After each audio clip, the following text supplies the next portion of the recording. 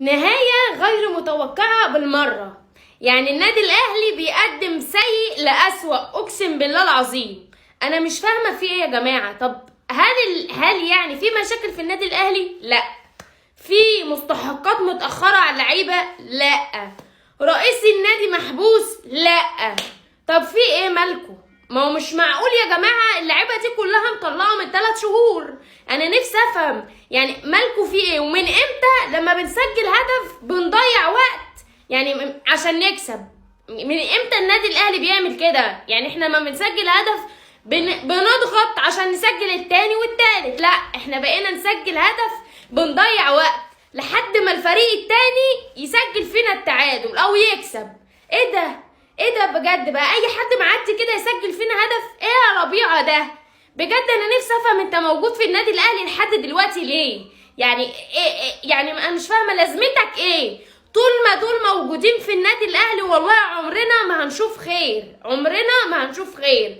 ايه يا جماعه الاداء ده؟ ايه القرف اللي احنا بنعمله ده؟ النادي الاهلي بجد من سيء لاسوأ، بنقدم عك كروي وقرف.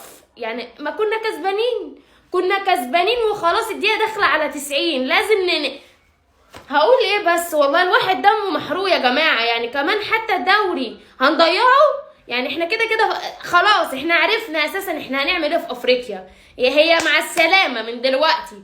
كمان الدوري يعني انا مش فاهمة في ايه. يعني مصمم على قفشة ومحمد شريف وديانج. انا بجد زعلانة وحزينة على المستوى اللي انت بقيت فيه يا ديانج. مش انت ديانج اللي احنا نعرفه.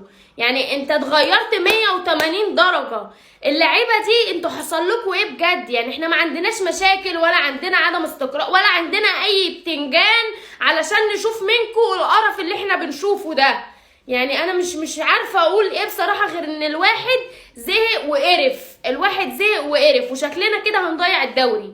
يعني هي افريقيا مع السلامة كده من اولها. ده لسه سان داونز ولسه القطن ومش عارفين هنعمل ايه بجد والله. يعني انا حزينه عن الشكل اللي النادي الاهلي بقى فيه بسبب شويه دول. والله بسبب اللعيبه دي لو مشيت والله النادي هيتغير.